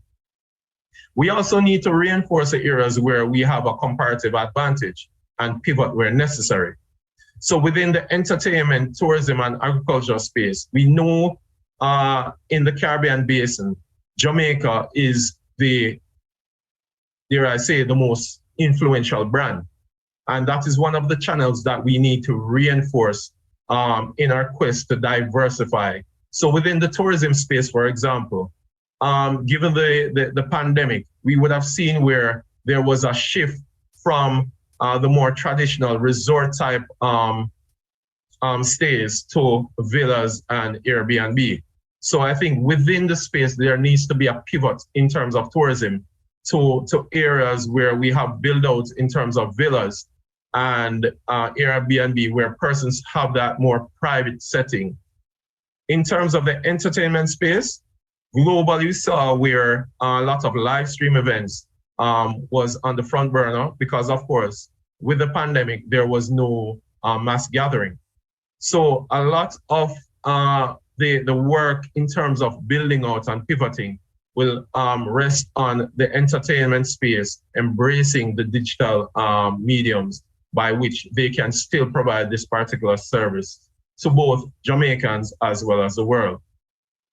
In terms of agriculture, a lot more emphasis will be needs to be placed on ensuring that we synchronize the business around agriculture, and also setting the farmers within our framework where they embrace more IT-related infrastructure that will help in terms of them being more efficient in executing their production of foods for the economy, and of course for exporting.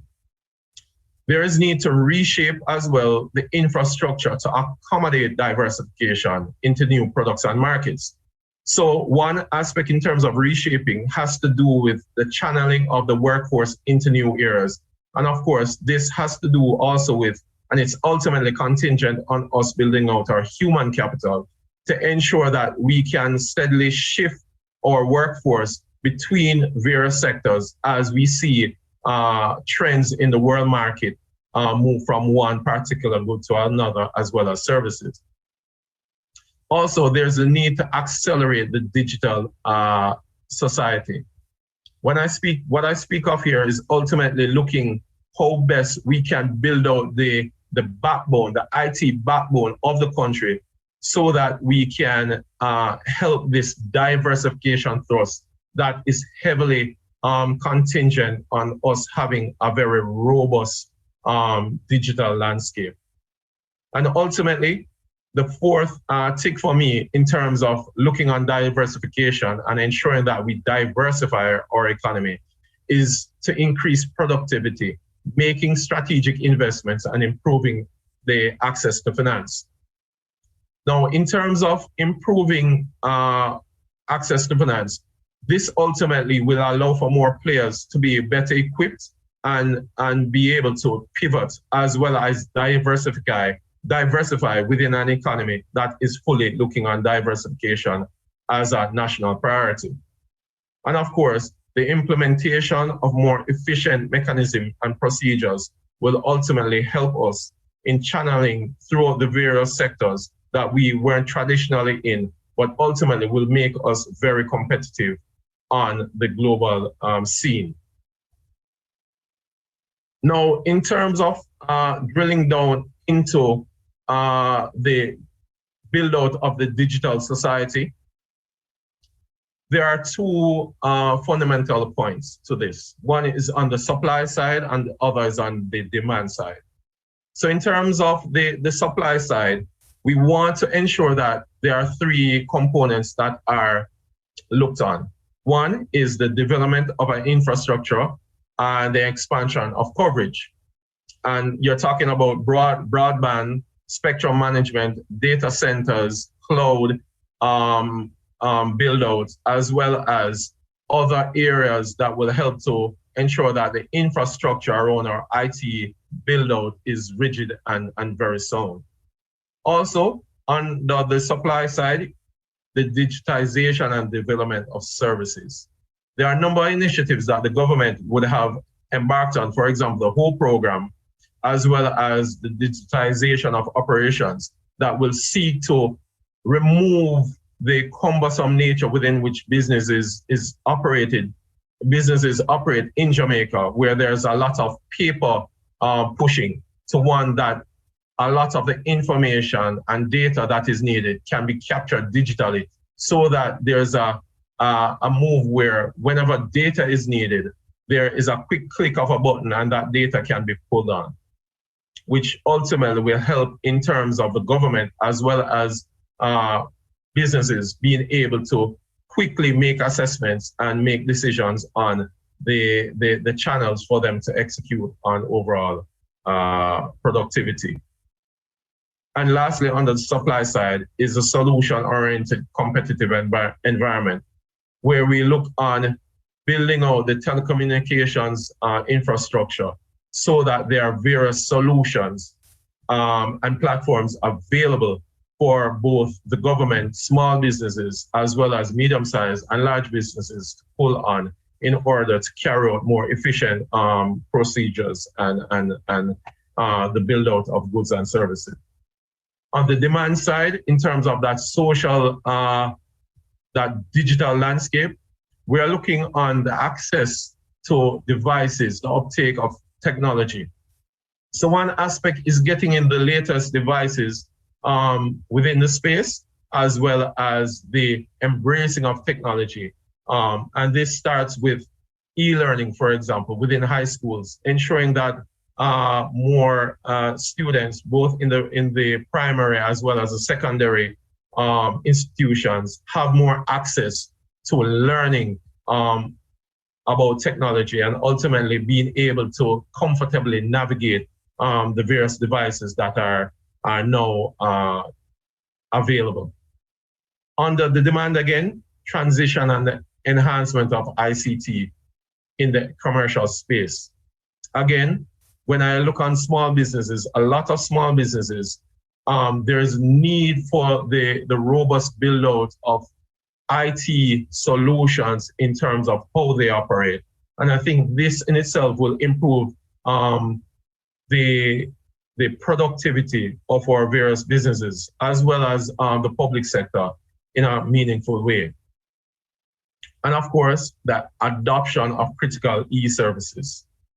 You're talking about the build out of platforms within the government, as well as the creation of small smart cities that will help us to pull data at any point in time in a central space.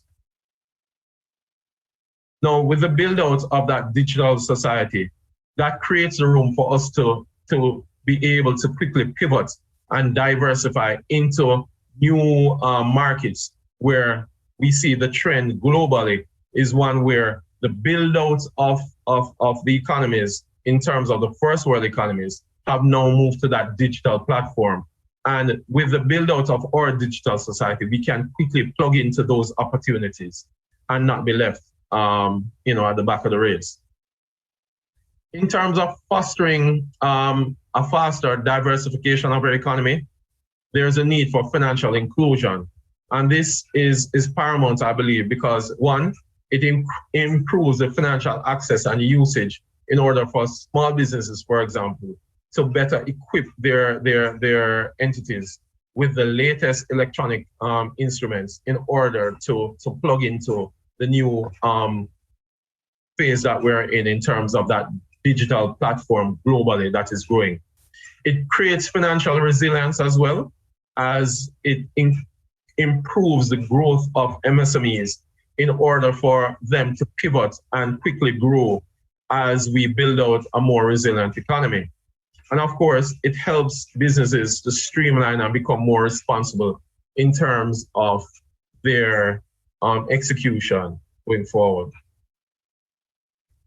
Now, in terms of ensuring that diversification grows across the spectrum, we have to look on the various fields that are now top of mind globally and ensure that, one, we identify where we have the comparative advantage, but at the same time, grow in these new areas. And this growth can only be facilitated by improvement in regards to financial inclusion, which ultimately feeds back into investments and the growth in investments.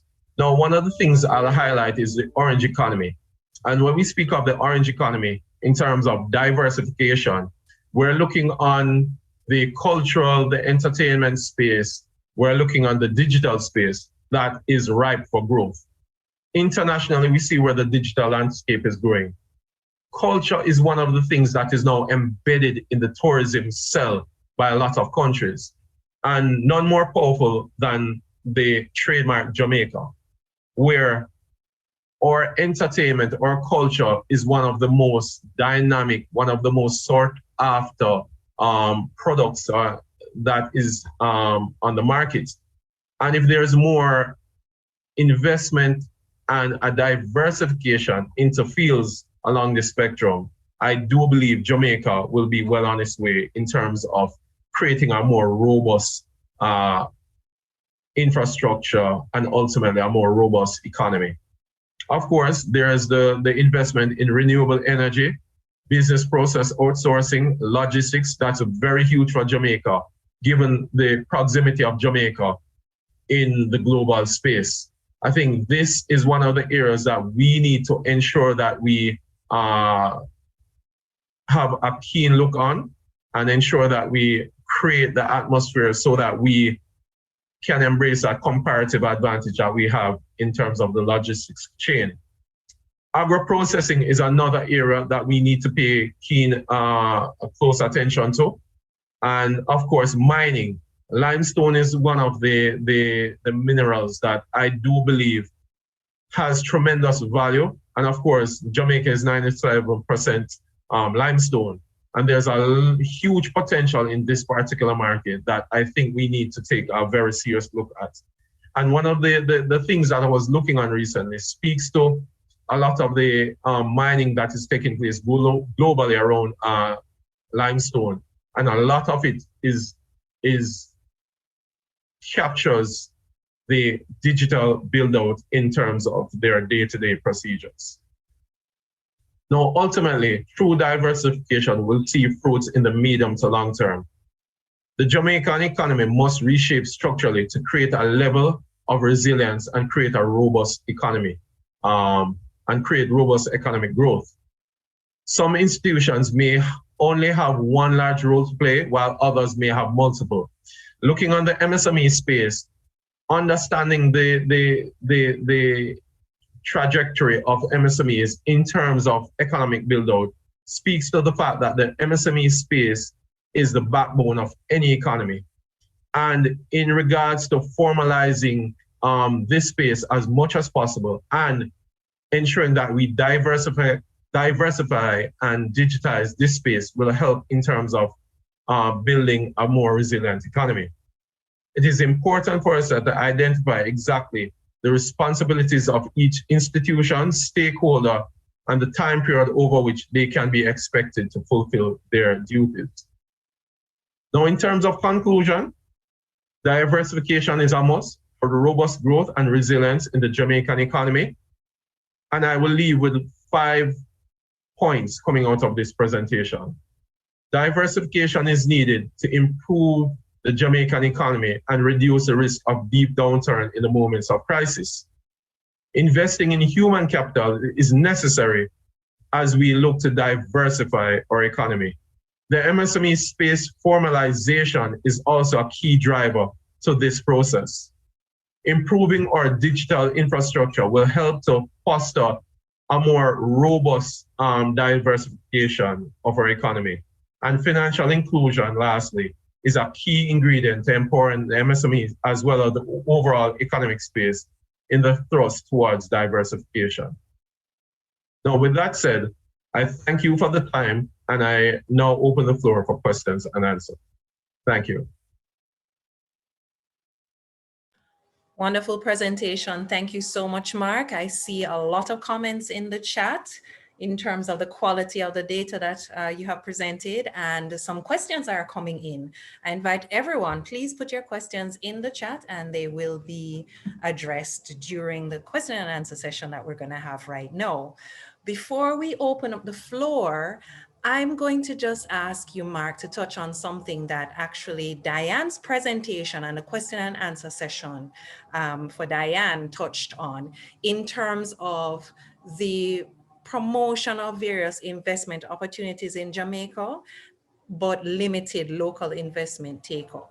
So from your MSME point of view, how do you see MSMEs being empowered to be able to make the kind of impact on our economy that we need to recover from this pandemic and generally to become more resilient through investment? How do you see that happening? Do you see any projects that are happening now that we should be aware of, or are there any challenges that we need to address in that aspect? Hi, thank you very much, Laura, for your question. I think it's a very important question you've asked. And in regards to the MSME space, the overall build out of the economy and where we need to go as a country, I think one of the first things that we need to look on is how do we scale the sector. And I think Dan touched on it in terms of answering one particular question, that for us to really benefit from the robust nature and the robust way in which MSMEs can impact our economy is by first looking at how best we can scale these entities. And I think it begins with formalization. Coming out of COVID, we recognize from the COVID care products that was rolled out by the government, we found that formalization is one of the things that is in need of us to really channel. And once we can do that, it moves to the next step of how do we now look on these various entities in regards to scaling them. Part of that scaling comes from looking on business development organizations, embracing and helping these small businesses to understand and be more efficient in around their day-to-day operations. And then lastly, and very, very paramount, is financial inclusion. I think with the build out of the overall financial inclusion landscape, you will find that you open the space for more investment and more access to finance, so that these players in the sector, the MSME sector, can better be able to scale their operations and ultimately move the needle around economic growth. In regards to some of the programs that are taking place, I will point to one, funny enough, within the PSOJ, around the PSOJ Access to Finance Facilitation panel. Through this program, we have 14 stakeholders: the Bank of Jamaica, the Bankers Association, the MSME Alliance, Small Business Association, and a number of all other entities have been looking on how do we channel more investment into small businesses? How do we get small businesses better ready to be able to access finance? And how do we have banks and other financial institutions understand the MSME sector in a more in a more robust way, so that we can ultimately help in channeling funding towards these entities. Thank you, Mark. Definitely. We know that alternative financing is something that is being looked at.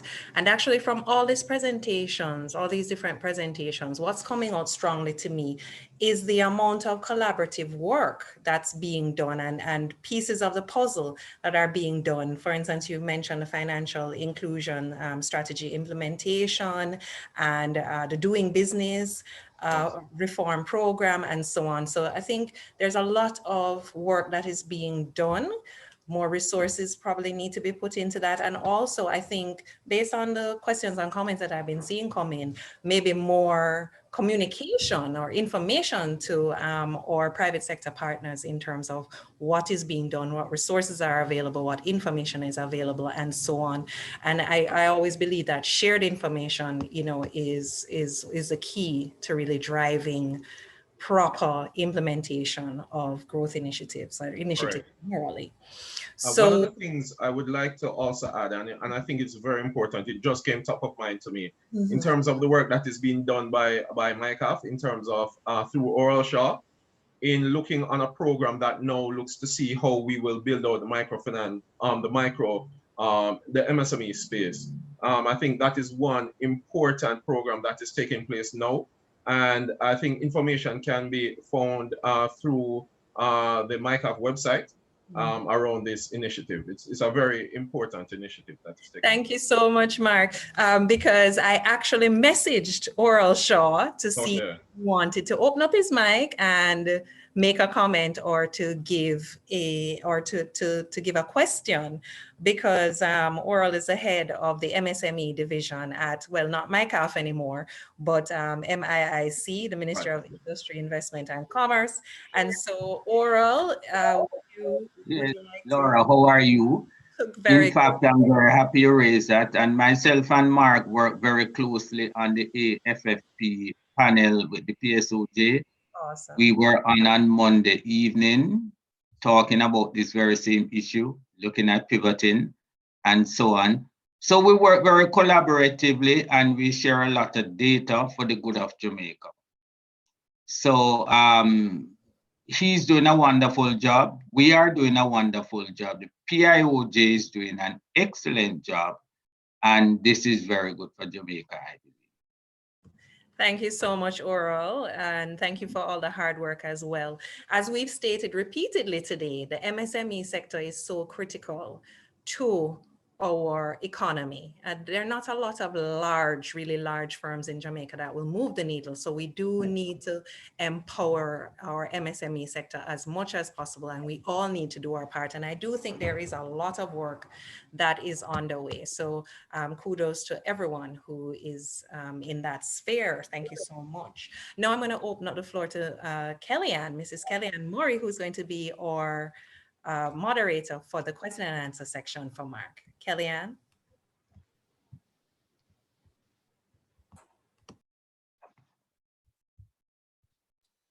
Thank you, Laura. Good morning, everyone. Good morning, Mark. I see the comments here. Persons are lauding the presentation, saying that was excellent, very pragmatic, very timely, very useful. And just want to extend our congratulations to you on a very information-rich presentation and delivered very strongly. By way of specific questions, and following from Laura's question, perhaps, the informal sector is about 50% of GDP. Please speak more on how this sector can be used as is or transformed to formality to assist with economic diversification. Okay, thank you for that question. I know there's a lot of discussion that is taking place around the informal sector. Funny enough, in terms of the task force that was in place last year that looked on how we would have recovered from COVID, I was a part of, and the PSOJ was a part of the local services component of the task force, as well as some other critical committees as well. But in the local services space, we found that, again, data was one of the areas that we need to tidy upon in terms of capturing information from the informal sector. But based on the innovative work that we did to capture data from the informal sector, it showed us how deep and how robust the informal space is. And I think through the improvement of our digital society, the build out of our digital society, I think that will help in the process of streamlining a lot of the informal sector from ultimately carrying those entities out of the cave into the more formal space. one particular program I will bring attention to that I do believe over time will help a lot of the small businesses that are in the informal sector to become part of the formal sector and ultimately be counted in our GDP growth, is the ENDS program, where through this program, you have the pan chicken man, you have the small restaurants, tuck shops are now able to register on the platform and conduct, the movement of goods to customers. And I think through the use of this and the ultimate graduation of these entities from the informal space onto these various platforms, digital platforms, we will find, innovative channels for them to be incorporated and become formalized in the formal space. I think, through that process, we will see an uptake. Excellent. Thank you for that response, Mark. We have here a question from Gerard. He says, the innovations in the local SMEs are vital to create the competitiveness to scale across borders. However, the PSOJ has confirmed that lending can be has been curtailed by the pandemic. Does this point to a need for more private equity financing? Your thoughts? Okay. Again, in terms of us learning more and understanding the sector through the PSOJ, through the AFFP program, working closely with Oral, we found that we have to come up with creative ways to finance the MSME sector.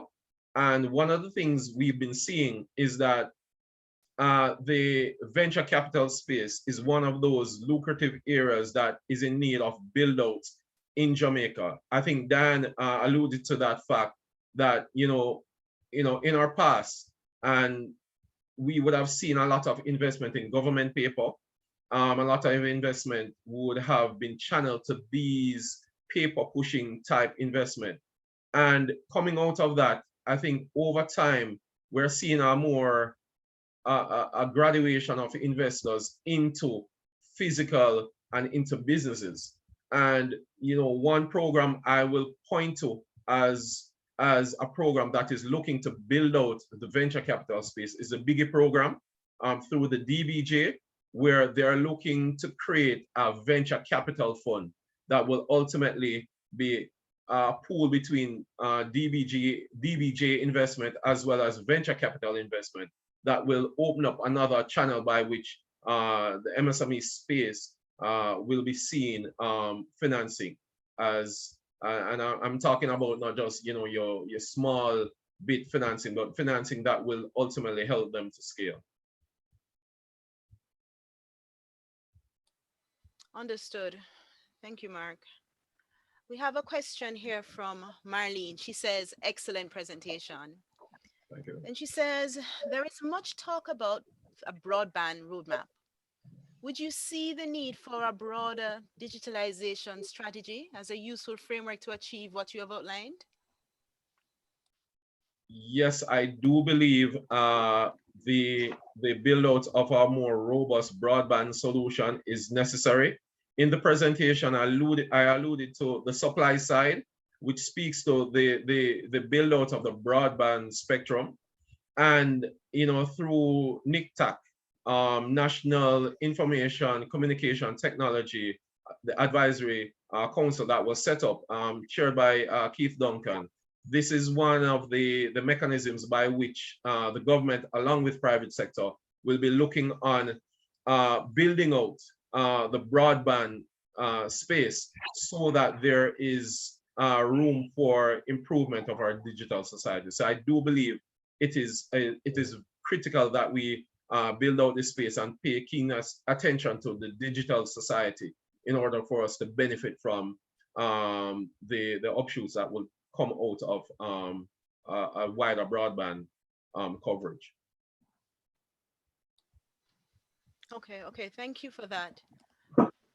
I have a question here from Wycliffe, and he has been graciously responded to by our first presenter, Diane Edwards. And I'd invite you all to go to the chat and read the threads and perhaps even participate yourselves. But let me get to the question. I'll share Diane's feedback and then ask for your thoughts, Mark.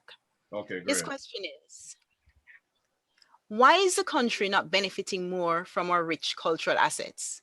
And Dan has responded, because we do not understand the business side of creative industries. We focus only on talent. Your thoughts? So, the creative side, I must say I'm intimately involved in terms of the creative side of our industry as well.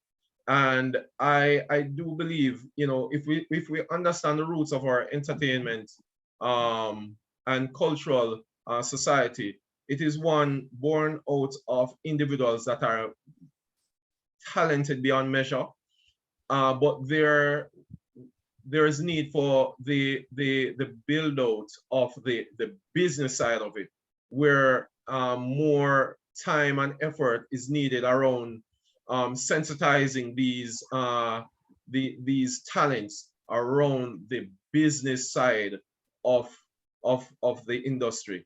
I know JAMPRO would have been doing some amount of work around this, and I think this is something where, from the business development standpoint, a lot of videos would need to also channel some efforts around helping the various entities that are found in the space in understanding the business side of the build out. We've never in our history found mechanisms and ways within which we can structure the business around entertainment. But what I found is that in recent years, there's been a lot of talk, and there has been some movement around structuring the business side. So I do believe in the medium term, there will be a lot of programs that will bear fruit around structuring the business of entertainment.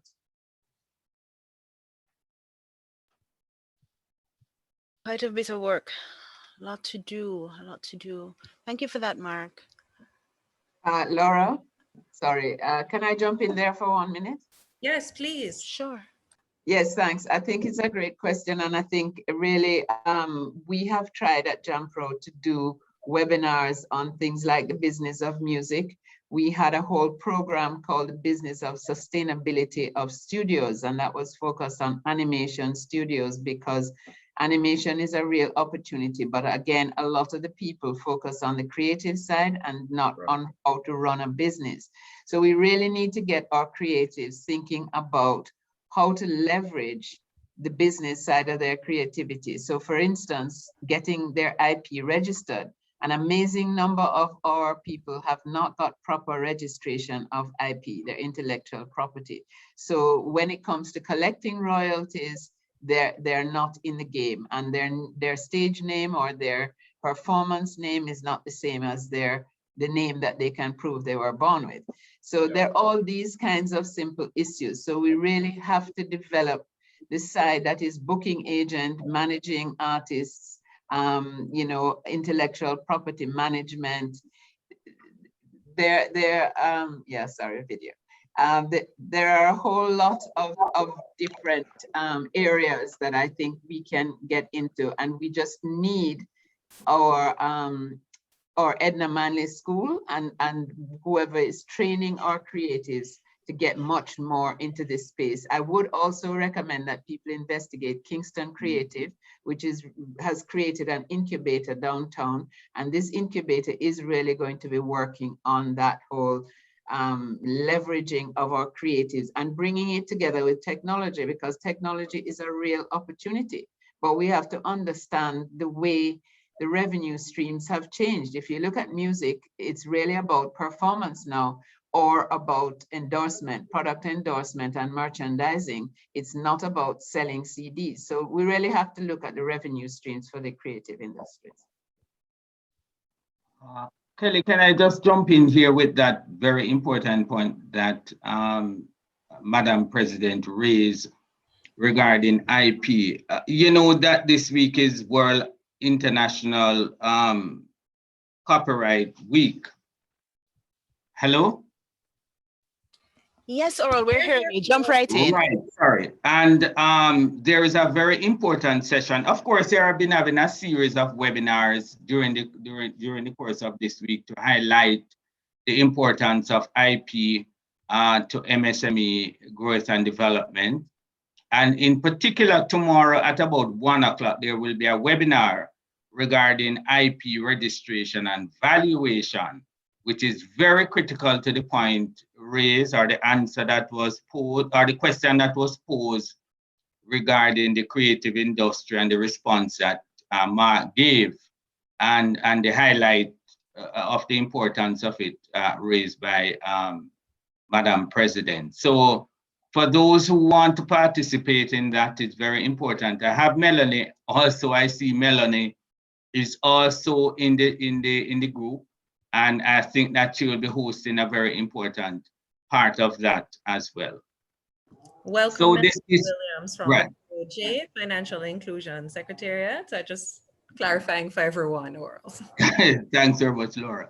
So the point raised by Madam President is very important, and it is being addressed, and that process, we can look at it tomorrow in terms of that aspect, valuation and registration. Thank you so much for that contribution, Oral and Diane. We really appreciate it. Just before we move on, Kelly, I just want to find out from Oral. Oral, I know there was a plan for your division to have on your website a list of all the different resources for MSMEs and links to a number of these programs that you were speaking about. Forgive me, Right. is that up and running now? And if so, can you please put the link to that website in the chat? Okay, fine, I'll do that. Okay, thanks very much, Laura. All right, Kellyanne.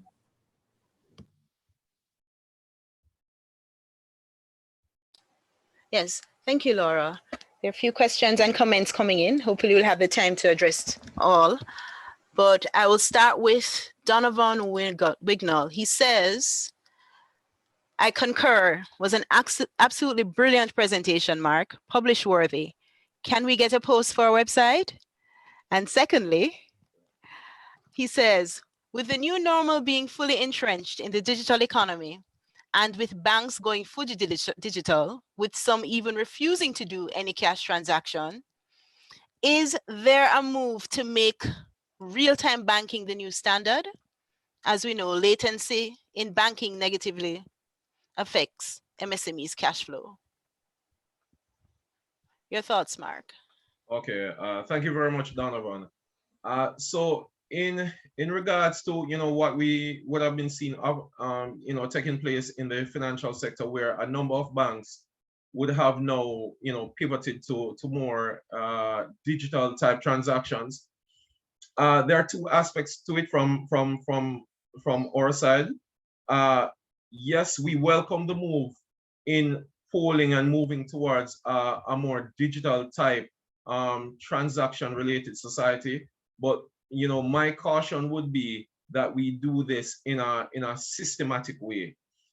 You have some institutions that overnight would have said everybody should move away from from cash to digital, but I do believe that there's a graduation that is needed, a systematic graduation, so that persons become sensitized in pivoting and navigating through the digital platforms to make payments, to move cash. Yes, ultimately, I think our society is moving towards a more digital type transaction oriented channel. But again, I do believe that this must be taken in bite sizes as we go along.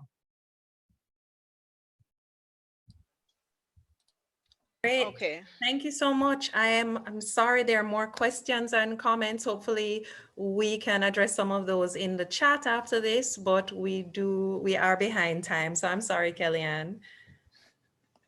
Thanks everyone for your question. Okay, we have had a very interesting discussion and a lot of information shared and will continue to be shared after this forum. Thank you all so much. I think we can agree that between the presentations and the ensuing discussions, it's really been enlightening.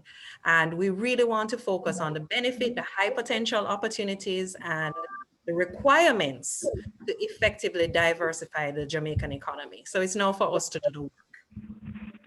wouldn't be possible for us to cover all of the angles in today's session, of course. So we do expect that the conversation will continue, but really what's coming out of this is how much work is being done, and that we need to be more informed and participatory in some of those projects. And also just working together from our different angles, from private sector, public sector, to ensure that this is something that's being undertaken. I know there are one or two questions in terms of who might be driving this and so on.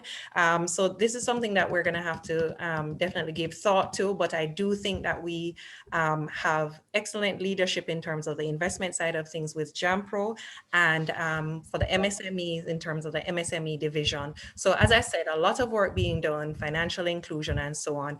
Digitization is something that we've really touched a lot on today, and that works excellently with our discussion in our first forum in March on the whole business of disruptive technology. And we will be providing that link as well, so you can review that forum at a later date if you would like.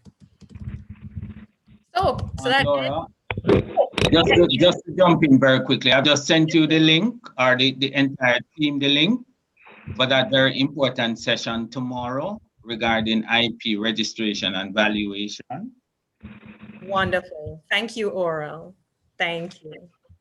Okay, now it's up to me just to present a few key takeaways that we want everybody to leave today to have in mind. Just before we do that, we're gonna have our poll session. So I'd love for everybody to participate. We've been having low participation numbers so far. Thank you for those who have, and we ask everyone to participate in this session. Dr. Henry, I see you. Would you like to make a comment, sir? Well, all right, thank you very much. It's been a tremendous session this morning in the forum. I want to thank Kamesha Blake. I want to thank Diane Edwards. I want to thank Mark, Tracy. Excellent presentations. And Laura, of course, you're on the team for excellently putting this together. I want to thank all the participants. I think excellent engagement. And normally what we do, we get key takeaways here and we try to package so we can help to inform policy and try to see if we can influence in terms of the policy direction for things to happen further. So all of this is possible because of the sort of collation, everybody coming together. So thank you very much. Don't want to take up much more of the time, but I think this has been excellent. And we look forward to the third in our series, right? So thank you very much. Thanks, Laura. Thank you so much, DG. We have, oh, we're still waiting on some more persons to answer the poll. We have 2 seconds left. Everybody, please just respond quickly.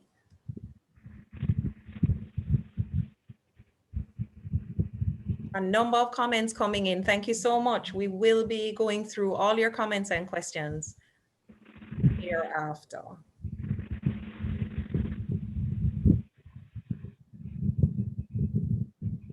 Okay, our poll has closed. Thank you all so much for participating. We'll have one final poll at the end of everything, and we'd really love for everyone to give us your feedback on the forum as a whole at that time. In terms of our key takeaways today, improving the diversity of the Jamaican economy reduces our risk of deep downturn in moments of crisis. And potentially impactful investment opportunities. We face major challenges of underinvestment and mismatched investments in the local private sector. But what can be done? That's really what we're trying to get at, the solutions and actionable practical solutions for us to implement. What are the things that can be done? Invest in human capital. We have we need to have team members or workers, productive workers that have the right hard and soft skills available, including a mindset towards technology. We've been speaking a lot about the importance of technology and digitization of the economy, job attitude, and the ability to learn on the job. So if they're not necessarily even skilled or trained in a particular thing, being able to learn quickly on the job and having the right attitude to be flexible. So these are some of the things that we need to focus on, as well as the hard skills. We need to empower MSMEs through formalization and improved access to finance. And that's where the financial inclusion comes in. Prioritize institutional strengthening and the business environment reform agenda. So a lot is being done under the business environment reform agenda. Many of us know it as a doing business and so on. A lot of work being done between the private public sector. That's an excellent partnership that is happening. We also need to emphasize institutional strengthening. And from some of the comments in the chat, I can see persons are asking about that. Who is in charge of what, issues that you might have. I noticed one person had said, you know, a lot of bureaucracy and not being able to export and this sort of thing. So we do know that there are areas that need to be strengthened in order to really diversify the economy. Now, another thing coming out of today's presentations, the biggest short-term economic impact can be realized by privatizing. So Diane spoke to this quite eloquently. Privatize productive government assets that are being suboptimally managed now. Government is not necessarily always does well at some of the businesses that you know we end up running. And so those productive assets that could be even more productive in the hands of the private sector, that should be done. Now, in terms of medium-term opportunities for the Jamaican economy's recovery, we could improve Jamaica's digital infrastructure and significantly increase digitization of processes and services in all sectors of the economy. So we know that a lot of work is being put into government offering services online, and that is the way that we have to go in 2021 and beyond, and maximizing those services for efficiency. And as we mentioned before, making it easy for businesses to do business in Jamaica. Now, in terms of our key and emerging industries, throughout our three presentations today, we heard a number of industries that are key and emerging in terms of those that we should place emphasis on in diversification, go more into, and really exploit the potential markets that are out there. Many of these are quite similar to the ones that we identified as being ripe for technological disruption in our first growth forum. So you'll see agriculture, agro-processing, global services, you know, AKA previously known as the BPO or the KPOs, logistics, and renewable energy. So I just want to highlight those. Also coming out of today's presentation, I also heard health. So health was something that was included in the list today, and it was also included on the list of areas ripe for technological disruption.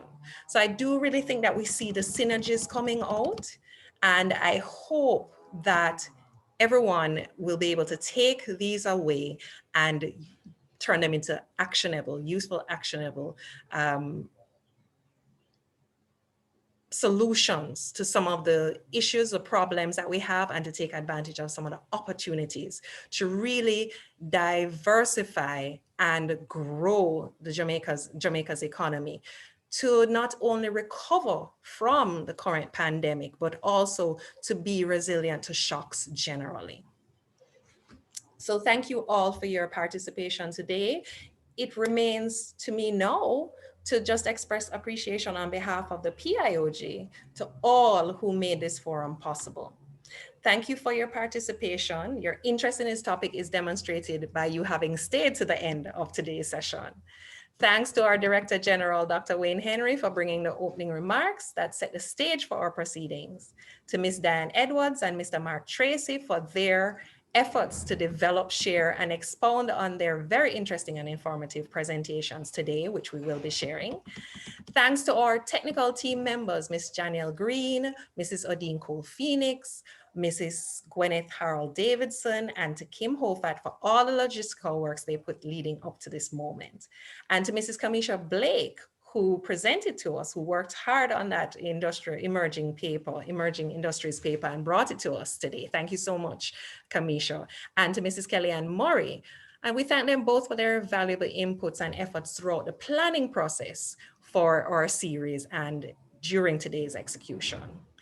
Thanks also to the behind the scenes support team comprised of Ms. Christina McCarthy, Mrs. Kian Robinson, and Ms. Trishana Berger.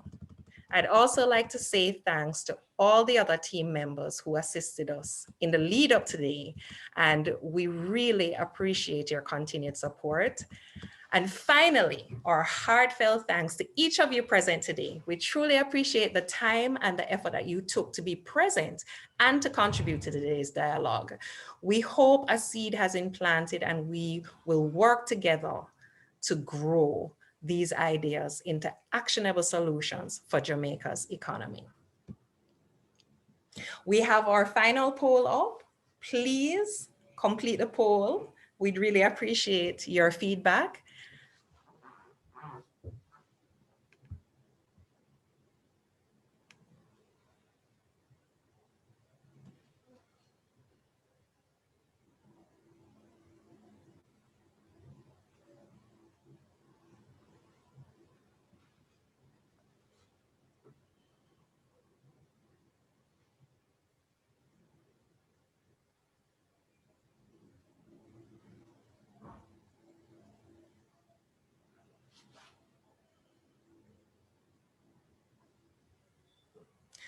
Wonderful. Thank you all so much for your feedback.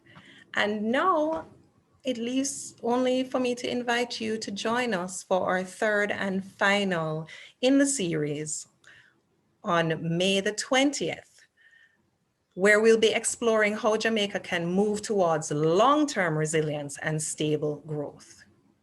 We hope to see you all there. Thank you all. Please stay safe, continue to follow the COVID-19 safety guidelines, and enjoy the rest of your day.